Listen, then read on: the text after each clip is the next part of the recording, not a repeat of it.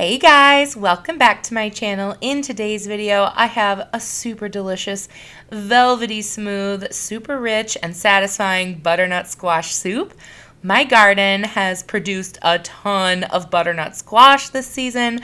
I still have more on the way, and I thought I need to get cooking. So I thought I would share this recipe. I've made it over a dozen times. It's a family favorite. Super easy. You're going to need some broth, a butternut squash. I also have an onion here, 2 packages of cream cheese, some marjoram, some cayenne pepper, a little bit of butter, and some pepper. And the first thing I'm going to do is prepare my squash. If you have a nice big one like this, you only need 1, but if you've got smaller ones, you could use 2, depending on how many people you're feeding, but this one was the perfect size. I went ahead and cut it in half and scraped all the seeds out. Now I'm actually going to cut each of these slightly differently and show you 2 different methods. The first, I'm actually using a vegetable peeler. Now, this started hurting my hand really quickly. As you know, squash can be really firm. If you pop that baby in the microwave for about 20 to 30 seconds, it can make it a little softer, but it was still really hurting my wrist. I do like this method, honestly, the best though, because you get every single little bit of squash, and I don't like wasting food. In that sort of vein also, you can save the seeds from a squash and toast them in your oven with some spices, and they taste really good. So if you're also into not wasting anything, definitely give that a try with your leftovers. And yeah, it was just kind of a pain in the butt, and it started really hurting my wrist.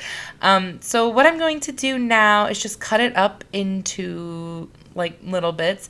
It doesn't matter at all if these are beautiful or not, because this is going to be like a smooth Bisque style soup. So it's all going to get blended together anyway. So I'm just roughly cutting it into these chunks. And now for the other half of my squash, I am cutting it slightly differently. This is way easier, faster, better on the wrist, but you do sacrifice a couple little squash bits along the way. And I'm just using a knife to cut the skins off. Honestly, either of these methods works fine. Just, do what's in your heart. Now, if you don't have fresh squash where you are, you could definitely use frozen squash. I'm going to guess that this is about 5 to 6 cups. So you could definitely still do this if you don't have a fresh squash, but most grocery stores do have them. I am now going to chop up my whole onion. If you guys watch my channel, I know my onion chopping skills are terrible, but it's because I am so sensitive to onions that basically my eyes are closed the whole time I'm chopping one. It is a miracle that I have all of my fingers, if we're being honest here. I don't know why. I think it's hereditary. My mom is the same way, and so is my sister. All right, now we are going to melt the butter. This is 4 tablespoons of salted butter. You could definitely use olive oil instead if you wanted to cut down the fat content just a little bit. However, I really want to make a really rich, delicious soup today, and I'm going for the butter. So I'm melting all 4 of those tablespoons here in my Dutch oven, and I am throwing in my onions. I love this big, thick pot for making soups. They stay warm for a long time, and it's really nice. And I'm just tossing those in there until they become a little bit translucent, nice and tender. You'll know because your kitchen will start to smell amazing with that butter too. And now I'm going to go ahead and throw my squash in there. My kids are cracking me up because the whole time I've been referring to the squash as my squash babies because I did start these from seeds earlier in the year, and my children were crying that I was going to eat my squash babies. So there's a fun little story for you. I am now going to add my broth. This is chicken broth, but use vegetable broth. Use water if that's all you got. But if you do use water instead of broth, you might need to add a little bit of salt, so just keep that in mind. Now, you're going to need about 3 cups of this.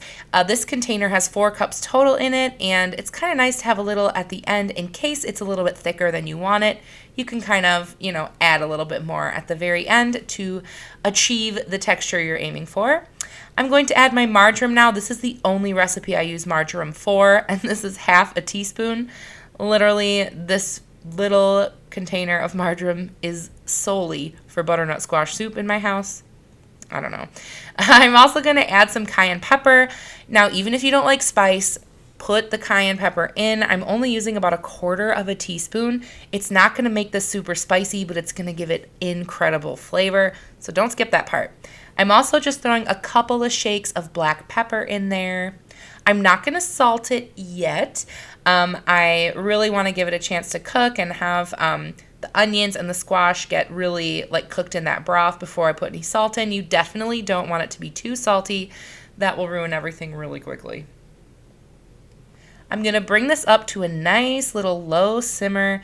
Actually, it gets up to a boil after I put the lid on. But basically, you're just trying to get that to cook so that everything is like super soft.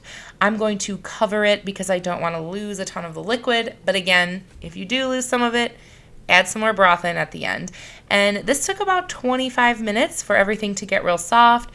Just take a spoon and poke your squash with it. And if it's nice and soft, then you're good to go. It takes about the same time as a potato, so if you've, never cooked with it before, it's not hard. Now I've taken it off the heat. I'm going to add my cream cheese. I'm using 2 blocks, but you could use 1 if you wanted to cut it down a little. It'll still be creamy, but as I said, I'm really going for it today. And the original recipe that my family uses does have the 2 8-ounce blocks of cream cheese in it. And I'm just breaking up the cream cheese just a little bit. Obviously, my soup is really hot, so it's starting to melt a little. And now we're going to blend it, and there are several methods to blending. My blender of choice is the immersion blender. I love this thing. I used it to make all my kids' baby food. I've used it so much more often than I thought I would when I bought it.